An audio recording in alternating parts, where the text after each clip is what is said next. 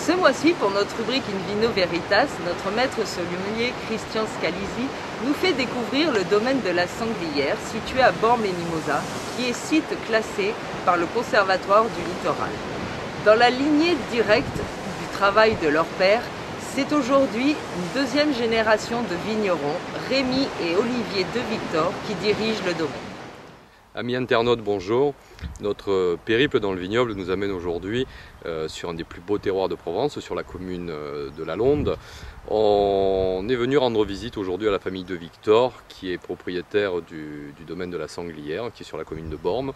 On n'est pas très loin du bord de mer, un climat un peu béni des dieux et un domaine super intéressant où on va découvrir Rémi, qui est un des deux frères justement qui veille à la destinée du domaine et qui va nous parler de son domaine. Bonjour Rémi. Salut Christian. Alors est-ce qu'en quelques mots tu peux nous parler un petit peu du domaine, nous présenter la propriété, ce que vous faites? Le domaine de la Sanglière, ça a été créé il y a 30 ans maintenant, un peu plus de 30 ans. Mon père a acheté ici en 1900, fin des années 80, et il y avait strictement rien, ni cave, ni vigne. Donc tout a été planté. À l'époque, mon père est un ancien, enfin toujours là, mais ingénieur agro, et il travaillait dans les plants de vigne. Donc à force de venir dans la région, avec le climat, le soleil, comme il avait une boîte de plants de vigne dans le Vaucluse, avec une influence Mistral, la vie était meilleure ici. Ah oui, d'accord. Oui, là-bas c'est un petit peu plus... il y a un peu plus de courant d'air. C'est plus effectivement. plus Mais il y avait une raison particulière pour qu'il vienne s'installer par ici. Est-ce qu'il a été visionnaire de se dire c'est autour de la Londe qu'il faut venir? Sans doute. Le climat, le terroir, la proximité de la mer, après visionnaire peut-être sur les ventes, parce qu'effectivement on a une grosse saison touristique, c'est quand même beaucoup plus simple de vendre du vin ici que dans des endroits où il n'y a pas de touristes. Comme le Haut-Var par exemple. Enfin voilà, après c'est vrai qu'il y a un circuit, mais ici le circuit il se fait tout seul, quoi. Alors tout a été planté. Il y a eu, dans un premier temps, il y a eu 16 hectares de vignes de plantés d'un seul coup. Donc ça a été compliqué pour mener tout ça, parce que 16 hectares de plantation, c'est compliqué à gérer. Surtout ça ne produit pas tout de suite. Non, 4 ans après. Ouais. 4 ans après. Et puis après on en a replanté, là on est à 22-23 hectares. Voilà. D'accord. Donc vous travaillez toujours en famille, parce que tu travailles avec ton frère. Ouais, mon père a arrêté il y a quelques années. C'est destiné à la politique. Ah oui, d'accord. Drôle de retraite. Ouais. Et non, il fallait qu'il fasse quelque chose. Et puis donc là, il y a mon frère qui est arrivé avec moi, et puis on travaille. Donc maintenant, on a à peu près 23 hectares, plus d'hectares en location, après, pour agrandir le vignoble. Voilà. Et combien de bouteilles? Là, à l'heure actuelle, on a à peu près 230 000. Ah, ça commence à faire. Ouais. Ça commence à être un peu compliqué. Ouais. Manque de place, manque de... Il va falloir et changer. Pourcentage de rosé, de rouge et de blanc ici? Alors maintenant, on doit être à peu près au moins 75-80% de rosé. D'accord. Malgré tout, tu restes en dessous de la moyenne de l'appellation, qui est à 90. 90 ouais, 80, bon 80 je pense. Et après les vins qui restent? Rouge et blanc. Moite-moite? Non, blanc maintenant ça représente 5%. Mais là on doit replanter du blanc. On doit replanter du rôle. Là, pas cette année, c'est trop tard, mais je pense l'année prochaine. Il y a une vraie identité quand même sur les... Enfin moi je trouve ici à la Sanglière que, bon, certes les rosés c'est sans surprise, c'est très bon. Là c'est indiscutable, mais c'est vrai que je trouve sur les blancs et les rosés, vous faites un vrai travail, vous proposez une vraie originalité, une vraie gamme de produits, et on a l'impression qu'il y a une vraie réflexion par rapport à ça, quoi. On essaye pas de faire notre meilleur, donner notre meilleur, ça c'est... Ouais. On essaye. Alors après, historiquement, on a quand même investi pas mal de l'argent, du temps, mais de l'argent aussi dans tout ce qui est amélioration au niveau qualité. Il y a eu de nouvelles techniques, de nouveaux process pour fabriquer le vin. Alors maintenant, c'est vrai qu'on est sur du pressurage, qui est toujours pneumatique mais sous gaz inerte. Il y a des refroidisseurs de vendange, il y a une partie de la cuverie qui a été refaite. Là, on doit changer du matériel de conditionnement, donc c'est vrai que du matériel de filtration. Donc on essaye toujours de rester pas à la pointe, mais d'avoir toujours du matériel, d'être performant. Ouais, d'accord, ok. Et la philosophie sur Sur les blancs et sur les rouges. Pas des rosés, hein, parce que les rosés, c'est vraiment quelque chose d'un peu particulier. Le blanc, moi je suis un fan de Vermentino. Ouais, donc le voilà. rôle. Donc d'ailleurs, c'est pour ça qu'on va en replanter.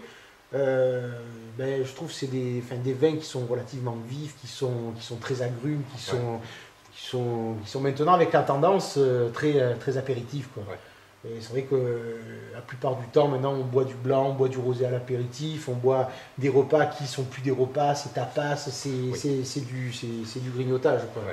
Et donc ça convient très bien à nos vins. Et sur du rouge, essentiellement Syrah Grenache. On cépagement, enfin classique, Syrah un peu de surmaturité pour essayer d'extraire un petit peu, parce qu'on aime bien les vins comme ça.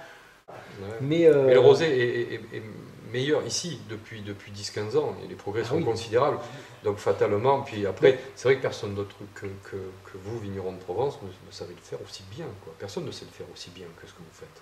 Je sais pas si c'est aussi bien. C'est-à-dire qu'on a un terroir qui correspond au rosé. On a la chaleur, on a la mer, on a les cigales. Le rosé, c'est un vin expressif, c'est chantant. Il y a d'autres appellations qui font du rosé. Dans le Languedoc, ils font du rosé. Non. Après, du rosé en qualitativement, ils n'y arrivent pas. Et il faut un vrai complexe par rapport aux vignerons. Voilà. Mais bon, ils font d'autres bons produits aussi. Oui, voilà. Donc, non, mais le rosé, il faut essayer de rester leader, parce que je pense que le rosé, c'est un marché d'avenir, quoi. Ici, c'est Grenache Cinsault pour les rosés en grosse majorité. Et c'est Syrah Grenache, et on a un peu de Cabernet pour les rouges. Et après le blanc, Vermentino, Roll, où on a toujours un peu du nid blanc. Mais ça, on ne plante pas. Donc à la limite, l'idée, c'est vrai que l'INAO, ça fait quoi? Là aussi, ça fait 25 ans qu'ils en parlent de la sectorisation. C'était parti d'une idée simple, c'est-à-dire juste localiser mieux les propriétés pour que le consommateur s'y retrouve, et puis finalement on a l'impression que finalement on se retrouve avec une appellation Côte de Provence, Lalonde. Bon, ça c'est bien pour les gens du pays, c'est bien peut-être pour des gens, pour des touristes qui viennent, qui comprennent un petit peu, mais après dès qu'on est à l'export, les gens à l'export, ils n'ont pas la même moyenne de perception. Ouais. Voilà. Il n'y a pas la visualisation des choses. À mon avis, ce qui nous fédère, c'est le mot Provence. Oui, on est d'accord. Mais ça partait d'une bonne idée. L'idée de faire comprendre aux gens que les vins produits sur la Sainte-Victoire ne sont pas les mêmes qu'à Gassin, dans le golfe de Saint-Tropez, ne sont pas les mêmes qu'ici. Mais vouloir en faire pratiquement, c'est une super AOC, quoi. C'est ça. C'est Lalonde, théoriquement, ça doit être meilleur que Côte de Provence. Oui, parce que le cahier des charges est beaucoup plus... Ouais, quasiment. Un petit peu, oui, en rendement, un peu moins de rendement, mais déjà les rendements, nous, on est limité. C'est limité à 55 hecto-hectares, on est en moyenne, on est entre 40 et 45. Même la Londe, on est en dessous de la Londe. Non, ça... c'est bien. Tu l'utilises ou pas, toi? La Londe, sur le rosé, on a sorti un rosé. Là, on va sortir l'étiquette. J'attendais de voir un peu venir. On va sortir une étiquette. Pour l'instant, en rouge, on ne l'a pas fait encore. On va voir. C'est pas ta super priorité, quoi. Non, mais enfin, il faut... Bon, ça part de quelque chose de bien. Je pense qu'il faut se donner la peine. Ça peut pas être fait en 5 ans. C'est beaucoup plus long. Peut-être que dans 20 ans, si c'est pas nous, ce sera peut-être nos enfants. Et d'un autre côté, il ne faudrait pas que sur ton domaine, je dis ça parce qu'un de tes collègues me le disait, il ne faut pas que ça double les cuvées, en fait. Si tu as 6 cuvées, il ne faut pas que l'histoire du parcellaire... C'est-à-dire qu'on a pris notre cuvée, notre cuvée haut de gamme, notre Prestige, et là on l'a basculé en Lalonde. Voilà. Ok. Voilà, on a fait ça, on n'a pas ressorti une étiquette supplémentaire. On n'a pas la possibilité, on n'a pas assez de vin. Puis après, oui. Pas assez de vin, une logistique différente, du stock, c'est une machine après. Puis après, il faut communiquer avec, il faut arriver à le vendre. Oui, puis il faut expliquer qu'est-ce que c'est, d'où ça sort. C'est compliqué. Hein. L'identité de domaine, c'est important. On va goûter? Allez, c'est parti. Alors, là, on est en train de déguster les blancs 2011. Ça, c'est le blanc Prestige. Blanc Prestige, oui. Qui va être mis en bouteille. Cette semaine. D'accord. Cette semaine. Donc, c'est un blanc, c'est 100% Roll. Je crois que c'est le... je crois, j'en suis sûr. C'est le seul cépage en Provence qu'on peut faire à 100%. Oui, c'est le seul qui vaut le coup, surtout. Oui, mais les autres ne peuvent pas. Les autres, on est obligé de les assembler. Voilà, ça c'est le... donc voilà, c'est le blanc... On parlait de ce blanc tout à l'heure, donc ça c'est un filtrat de bourbe, ça a été filtré, ça a été récupéré, donc c'est les bourbes qui ont été... on a récupéré les bourbes, on les a filtrés, et il y a une vinification dans un demi-muit. Voilà. Demi-muit, donc 600 litres. 600 litres, 600, et voilà, ceux-là. c'est comment te dire, c'est un blanc. On essaye de garder l'identité du vin. On veut pas que ce vin sente la cannelle, la vanille, voilà. Donc c'est pour ça que les demi-muits, l'avantage, c'est qu'on ne déstructure pas le produit. On garde à peu près un produit naturel, tout en lui conférant une certaine rondeur. Ouais, parce que les jus de planche, ici en Provence, c'est pas une réussite. Hein. Non, et puis en plus, ça marque super vite. Non, mais le demi-muit, moi je te classe. C'est très modestement que je dis ça, mais moi je trouve que tu fais partie des 5-6 vignerons qui sont capables d'imposer du bois à du vin sans que le bois domine et qui reste juste un complément en fait. Voilà. Parce que quand on met le nez dedans, bon là certes les vins viennent d'être filtrés. Ouais, c'est fait. Il y aura la dernière filtration en mise. D'accord, ok. Mais il y a une belle netteté, on est sur le fruit, il y a un joli gras, il y a du volume. Mais par contre, il y a quelques petites notes un peu fumées, un peu briochées, mais c'est super discret. On a le fruit du vin et point terminé. Ça c'est bien, mais ça se marie, c'est à l'apéro, ça peut être sur un poisson grillé. Je pense que c'est bien fait. Dommage qu'on n'en ait pas plus. Après, tout le domaine, ce qu'il faut voir, c'est qu'on a été bio pendant des années. Et puis, comme je suis un garçon relativement têtu et pas simple à vivre, je me suis un peu fâché avec eux et on s'est relevé du bio. Donc on continue exactement pareil, mais on ne revendique plus rien. Voilà. D'accord. Okay. On travaille normalement. Tu te laisses la liberté de faire ce que tu veux. Mais non, mais surtout, c'est pas de faire ce que je veux, mais surtout pas de désherbants, pas d'insecticides, comme le cahier des charges bio, mais sans les contraintes des COCER qui viennent nous contrôler, qui viennent... Voilà, puis bon, nos marchés, on ne nous le demande pas. Donc je pense qu'on a été peut-être un peu trop en avance sur la tendance. Ouais, bien sûr. Ouais. Et on s'est désengagé. Alors peut-être qu'on est en avance sur la tendance et que tout le monde va se désengager après. On va voir. Bah, le bio tout seul aujourd'hui, moi à mon sens, c'est qu'il ne veut pas dire grand-chose à part rassurer le consommateur. Parce que bio, c'est la culture. Hein. Ouais, voilà, c'est ça qui a une vraie culture. Oui, on est d'accord. Déjà, c'est que la culture qui ne t'empêche pas après. Tu peux te certifier bio et te faire toutes les saloperies du monde que tu veux dans ta cave. Après, les vignerons aujourd'hui, il y a longtemps qu'ils ont compris que s'ils ne respectaient pas la vigne, s'ils ne respectaient pas le vin, on va pas bien loin avec ça. Quoi. Tu ne sors pas des bons produits. Bah non, c'est pas possible. Puis bon, après, il y a quand même une certaine volonté de continuer à travailler correctement. Autant le nez est un peu discret et réservé pour l'instant, puisqu'on sent que c'est un vin qui est un petit peu travaillé. En bouche, il y a un volume extraordinaire. Moi c'est ce que j'aime chez toi, c'est que dans ces blancs-là, il y a un vrai volume, il y a une vraie puissance et il y a un vrai charme. Alors, bon, en nez, c'est un peu normal, hein, en avril. Ouais. Je pense qu'il sera au mois de juin, juillet. Oui, surtout sur ces vins-là, c'est pas après maintenant. Non, là on va mettre en bouteille, bon, ça va commencer à être vendu parce qu'on a déjà des réservations, puis les gens attendent, mais après on ne peut pas aller plus vite que la musique. Ouais, il faut du temps un peu quand même pour faire du vin, ça c'est pas mal. Un petit peu, ouais. Ouais, après le problème c'est qu'on n'en prend pas forcément pour le boire. Ouais. Mais j'aime beaucoup le charme qu'il y a en bouche, il y a un bel équilibre, il y a une jolie acidité, voilà. Mais il y a beaucoup d'élégance en fait.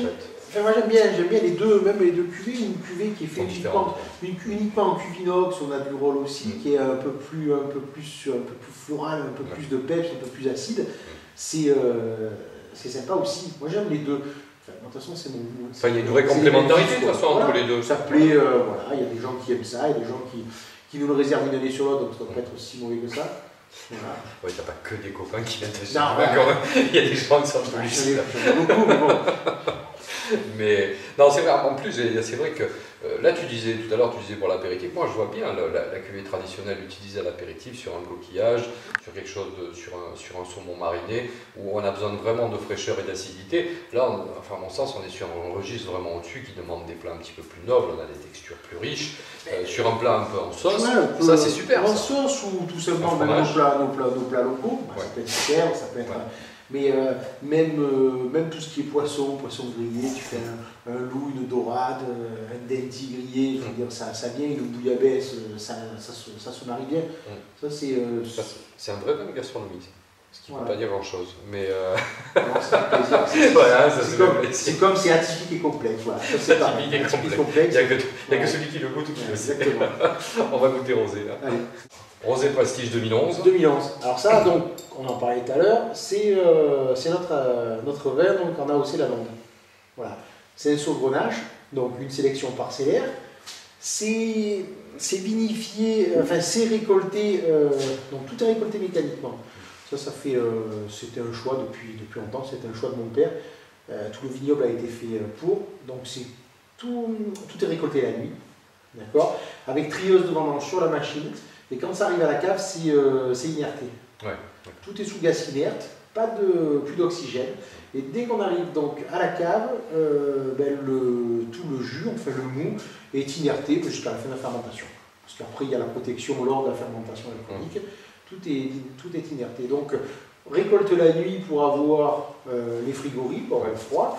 Refroidisseur de vendange derrière pour pour à peu près perdre encore 10 degrés et travailler autour de 9-10 degrés. Un pressurage en pressurage direct sous gaz inerte. Et après, donc, on sépare le jus de goutte, la première presse et les autres presses. Voilà, il y a trois cuves qui se font que l'on peut différencier sur un pressurage. Ouais, l'intérêt, c'est que là, tout est parfaitement maîtrisé. Ben, vous, c'est la course au froid. Hein. Pour faire du rosé, c'est la course au froid. Hein. De toute façon, oui, parce que si... déjà, il faut des vins qui soient de couleur pâle. Ouais. Voilà, ça c'est... S'il fait chaud, tu as une prise de couleur, c'est fini. Voilà, si c'est pas pâle, c'est pas bon. Si c'est dans l'œil du consommateur, si c'est pas pâle, on ne le vendra pas. Donc il faut que la couleur soit pâle. Et ensuite, il faut quand même qu'il y ait quelque chose. Donc il faut quand même une macération. Là, essentiellement, c'est Cinsault Grenache, c'est à 70% de Cinsault. Le Cinsault, c'est un cépage qui, à faible rendement, va être intéressant, qui est un peu floral. Ça, on arrive encore à avoir quelques fioles, c'est un peu agrume, un peu pamplemousse. Ouais. Voilà, après, le Grenache apporte un peu de structure. On essaie d'avoir des vins qui font 12 et demi. Ouais, qui soient digestes. Ne pas dépasser 13 déjà, c'est compliqué. Ces dernières années, c'est compliqué. Ouais. Mais oui, mais on essaie. Si on veut faire des jolis rosés un peu élégants et surtout qui ne soient pas vineux et aussi qui tiennent un peu dans le temps, enfin quand je dis dans le temps, qui aient 8 mois d'autonomie, tu vois. Voilà, alors les rosés, c'est vrai que c'est des vins à boire dans l'année et demie. Mais il faut qu'ils fassent quand même l'année. Voilà. Certains ne le font pas. Hein. Mais le rosé, tout dépend. Alors c'est vrai qu'avant, il y a longtemps, on faisait la fermentation malolactique sur les rosés qui donnait plus de matière au vin, plus vineux. D'accord. Donc ça a été avec les progrès, donc tout ça a été enlevé, mais on arrive à avoir des vins beaucoup plus vifs, plus acides. Et c'est vrai que ces vins sans malolactique, mais dans le temps, ils sont plus éphémères. C'est qu'un vin avec un malolactique, éventuellement, durait un peu plus longtemps, parce qu'il était plus vineux. Voilà, donc on a... Ouais. Mais c'est ça. Non, mais le rosé, c'est ça. Tu dois te régaler quand tu... Enfin, c'est pas la peine d'en faire des philosophies pendant 10 ans. C'est un bon vin, il doit être bien vinifié, il doit être frais, il doit être vif, pas lourd, pas alcoolisé, et il doit te donner du plaisir. Point. Quelle que soit la situation. Voilà. C'est pas... On va pas plus loin que ça. Non, alors un peu de parfum, un peu de vivacité, quelque chose de flatteur au nez, parce que qu'est-ce qu'on regarde en premier? Ça va être l'œil. Donc un rose un peu pastel. Ensuite un peu de teneur, enfin un peu aromatique, quelque chose quand même qui tienne un peu au nez. Et une fois qu'on a eu ça, derrière, pas une bouche plate, mais une bouche un peu suave, et c'est parti avec un peu de vivacité. Et puis Là, on est bien dans l'esprit. Voilà. Enfin, moi, j'aime beaucoup parce qu'il y a de la fraîcheur, il y a des épices, il y a de la complexité aromatique, mais il y a du plaisir. C'est ce qui... Enfin, et puis après, avec de bons copains, parce que picoler seul, c'est pas simple. C'est triste, hein. C'est un peu l'opposé du rosé. On va aller goûter les rouges. Rouge 2009 Prestige. Alors, rouge 2009, un assemblage de Cabernet Syrah récolté dans les dernières parcelles du domaine pour avoir un peu de surmaturité. Parce que la Syrah surmaturité, ça donnait un peu des parfums sur du jeune. Quand on a de la Syrah jaune un peu réglisse, un peu pesant, et puis en vieillissant, on va avoir des baies de fruits noirs, un peu de cassis, un peu de mûr. Voilà. C'est super confituré, ça on voit que c'est mieux. Alors 2009, c'est un millésime qui est un peu solaire quand même. On a des vins qui sont plutôt riches et ils ont de la structure, mais ils ont une belle gourmandise quand même. Voilà. Donc là, après en bouche, c'est des vins qui font plus de 13, ça par contre. Hein. Voilà, moi sur les rouges, c'est à peu près normal. Attention, si on veut de la surmaturité, arrivé à un moment, on ne peut pas avoir des vins pas alcoolisés. Mais bon, c'est des vins qu'on boit plus souvent l'hiver, l'été c'est un peu plus compliqué. Ensuite, bon, on essaye d'avoir quand même des tanins, parce qu'on fait des macérations longues, mais quand même que ça soit un peu souple, parce que le consommateur veut quand même des vins qui sont ronds, pas de tanins secs. Bon, c'est un Là, peu... ils y sont, mais ils sont pointus, mais ils sont fins. Voilà, il n'y a rien d'agressif. Voilà. Après, bon, c'est pareil, c'est vieilli en demi-nuit. Ouais. Hein, combien de temps ça passe en demi-nuit ça? D'où ça reste, non, 8-9 mois. D'accord. Ouais. Non, pas plus. Oui, l'idée c'est de la rendre un petit peu plus aimable, et encore une fois, surtout pas aller chercher un côté vanille, ni quoi que ce soit. Ah non, là, non. C'est vrai qu'on sublime un peu les arômes de la Syrah, il n'y a pas d'artifice en fait. Hein. On est vraiment sur la finesse, on le sent bien quand même, qu'il y a une vraie maturité. Par contre, tu vois, il n'y a pas de note alcooleuse, tout est bien dosé. 13-3 après, je crois. Oui. Les dernières analyses, il me semble. Ouais. Non, mais c'est parfaitement bien maîtrisé, mais en plus là on le goûte, il est un tout petit peu frais, il doit être à 16-17. Ça c'est super. Et les tanins sont bien, hein, parce que souvent, plus on les redescend, plus ils sont secs. Là, c'est pas le cas. Hein. Les rouges, si on les goûte un peu trop, comment te dire, un peu trop chaud en température, c'est pas bon non plus. Quoi. Ouais. Oui, parce qu'on va avoir toutes les notes alcooleuses, on va perdre de la finesse. Là, on a vraiment le fruit, on a vraiment la fraîcheur. C'est top. Ouais. Où c'est difficile, c'est l'été, tu ne peux pas le garder. On boit moins de rouge, on boit du rosé. Voilà. À fond bien glacé dans une soirée glace. Mais enfin, les rosés, on le sait qu'ici, c'est toujours très très bien maîtrisé, quelle que soit ta gamme de rosés, on a toujours des vins qui sont sur la fraîcheur, qui sont vraiment sur la finesse, sur la convivialité. Il y a vraiment une trame qui est toujours très homogène chez toi. Mais après, c'est vrai que, alors c'est peut-être parce que tu en fais moins, mais j'ai une tendresse particulière pour les blancs et pour les rouges, parce que je trouve que peu de vignerons arrivent à faire, notamment ici, ce que toi tu arrives à faire ici. Et sur les blancs, c'est vraiment exceptionnel. Ah, moi les blancs, c'est mes coups de cœur. Ouais, vraiment. Moi, en plus, moi je suis très blanc, donc c'est vrai que des rosés, bon oui on en boit, mais je crois que je bois plus de blanc que de rosé. Beaucoup de gens, enfin moi j'entends autour de moi, beaucoup de gens me disent on boit de plus en plus de blanc, mais c'est simplement parce que c'est meilleur qu'avant. C'est pour ça qu'on va replanter du blanc. Parce que faire du rosé c'est bien, mais bon, après c'est vrai que si tu manques de blanc, puis ici effectivement il y a une vraie convivialité sur les blancs, il y a un vrai savoir-faire, il y a une vraie identité, mais c'est vrai il y a une vraie buvabilité sur les blancs. C'est vrai que les gens qui viennent l'été, parce que c'est là où on voit du monde l'été, enfin l'été de Pâques à septembre, sont plus rosés parce que ça leur rappelle les vacances, et que du blanc ils en ont dans d'autres régions. Donc est-ce que le rosé on se vend pas, comment te dire, on n'a pas de concurrent en France. Et moi ce que je te dis, voilà, sur les blancs, c'est plus compliqué. Ouais. Voilà.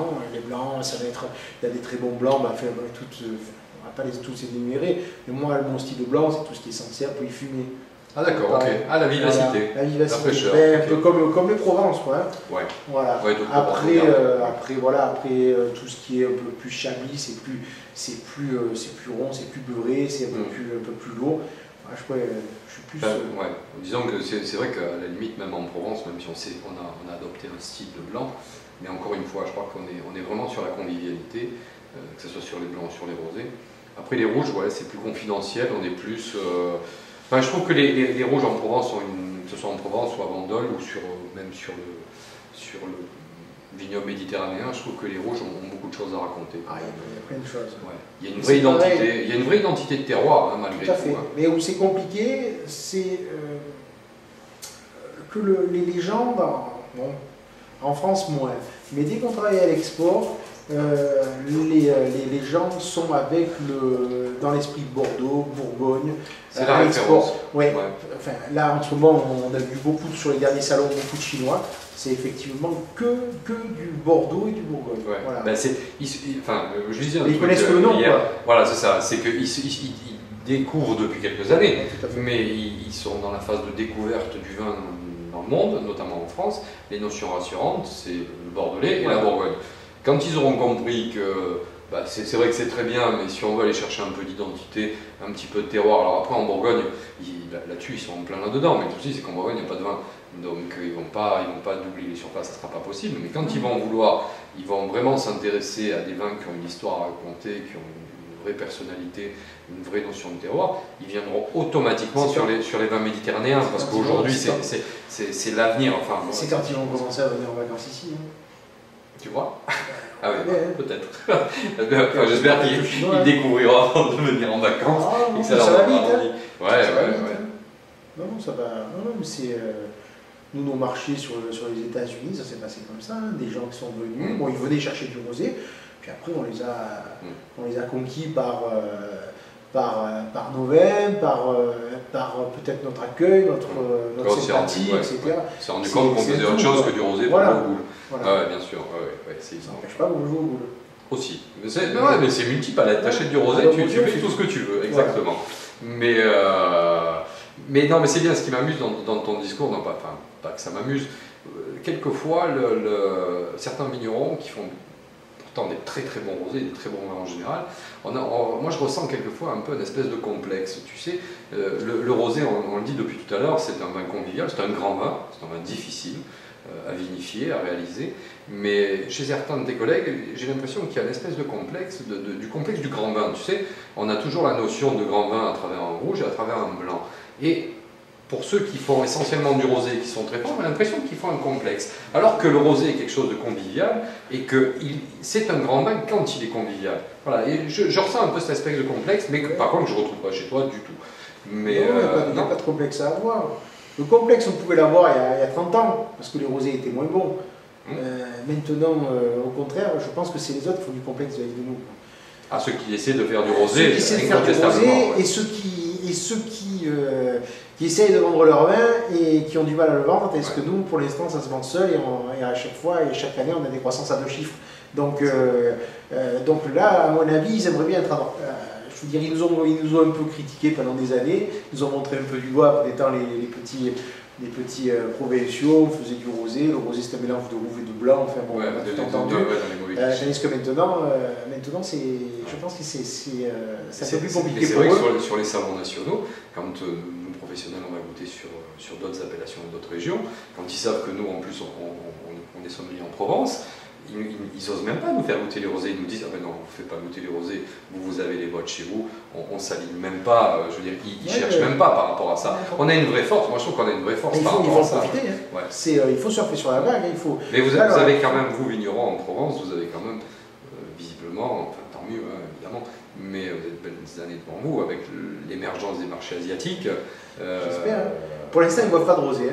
Pas trop. Non. Le comité travaille un peu sur la Chine, travaille un peu sur la Chine, mais bon. C'est compliqué la Chine. Voilà. C'est compliqué. Les Chinois, ils font tout. Ils peuvent vendre des médicaments, ils vont vendre de l'acier, ils vont vendre du vin. Parce que les Chinois, je disais un truc, je dis il y a quelques jours, entre l'année dernière et cette année, ils ont multiplié par 10 leur alimentation. Mais c'est énorme. Et ils ne sont toujours pas ici. C'est énorme. Par contre, ce qu'ils demandaient les Chinois, on les a vus. Je les ai vus à Düsseldorf la dernière fois. Ce qu'ils veulent, c'est ils veulent une étiquette avec un représentant de château, ça les rassure. Ils veulent une bouteille lourde, parce qu'il faut qu'ils puissent mettre l'habillage est important, l'habillage. Et il faut comment te dire, par contre le rosé c'est pas encore dans leur parce qu'ils comprennent pas. Ils sont au début, Il faut que ça fasse 2 ans. Voilà, donc ça c'est compliqué. Ce que je cherchais tout à l'heure, c'était plus important. C'est ça. Bah écoute, Rémi, je te remercie. On a passé un bon moment. Ça fait plaisir. Voilà. Puis donc j'invite tous les internautes à venir au domaine de la Sanglière à Bormes parce que l'endroit est vraiment sympa et puis les vins sont très bons en plus. Donc en dehors de l'endroit, il faut venir surtout pour les vins. Merci. Merci bien. Voilà, c'est terminé pour ce numéro. N'oubliez pas, le 6 mai, les 10 et 17 juin, votez. Votez pour qui vous voulez, mais votez. Au revoir.